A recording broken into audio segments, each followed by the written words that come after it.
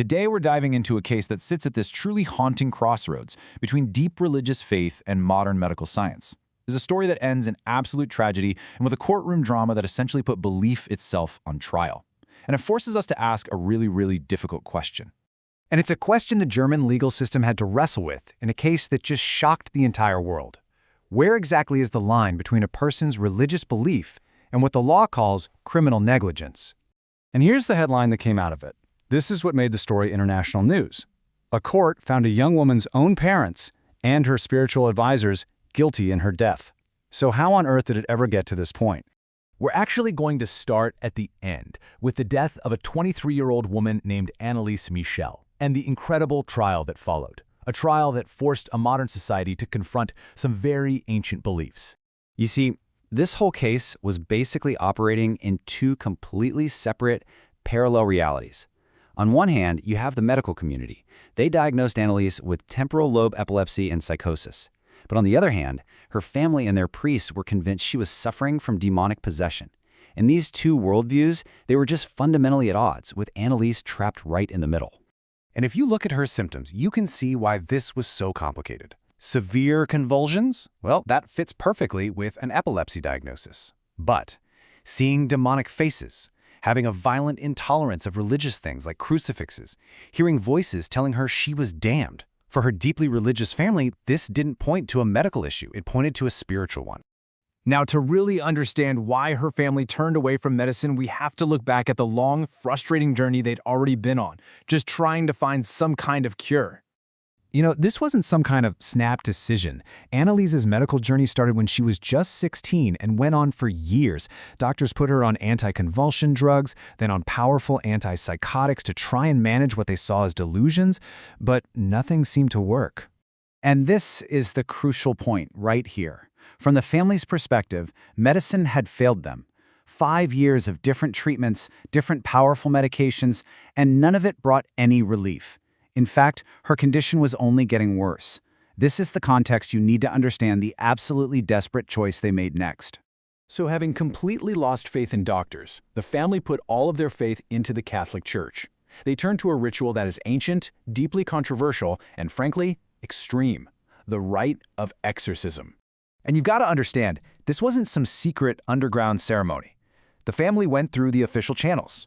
They formally appealed to the church, and after getting turned down at first, 2 priests finally got official permission from the local bishop to perform the exorcism, by the book, according to the formal Roman ritual. The scale of this is, well, it's just staggering. Over the next 10 months, Anneliese went through 67 exorcism sessions. And these weren't just short prayers. Each one could go on for up to 4 hours. It was an unbelievably intense and grueling ordeal. And here it is. This is the decision that would become the absolute center of the court case. At Anneliese's own request, all medical treatment, all consultation with doctors, it all stopped. From that point on, the only care she received came from the 2 priests conducting these rites. And right in the middle of all of this, we actually have Anneliese's own words. She wrote this in a letter to one of the priests. She said she believed her suffering had a purpose, that it was to atone for other people. But she also admitted just how cruel the experience was. It's just a heartbreaking look into her state of mind.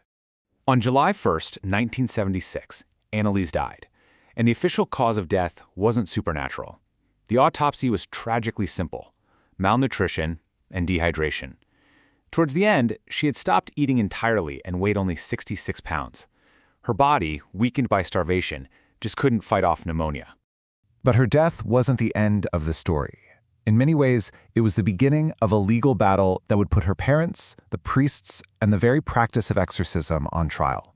So in the courtroom, those two competing realities just collided head-on. The prosecution's case was pretty straightforward. This was negligent homicide. They argued that the defendants completely failed to provide a basic standard of care and that this failure led directly to her death, a death they argued that was preventable with medical help even just a week before she died. Now, the defense fought back, saying the exorcism was perfectly legal and that their actions were protected by Germany's constitutional guarantee of religious freedom.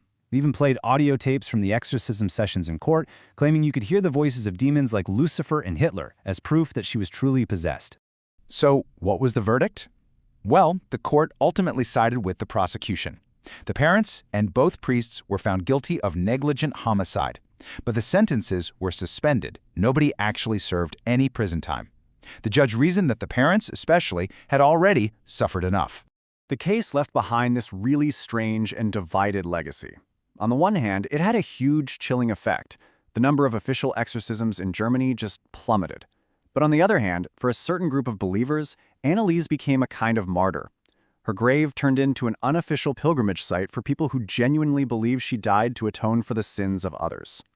And all of that leaves us with this final unresolved question. When the worlds of scientific diagnosis and religious doctrine collide this violently, what is the ultimate responsibility of our institutions, both medical and religious, to protect the vulnerable person who's caught in the middle? It's the kind of question this case forces us all to ask, but one for which there are no easy answers.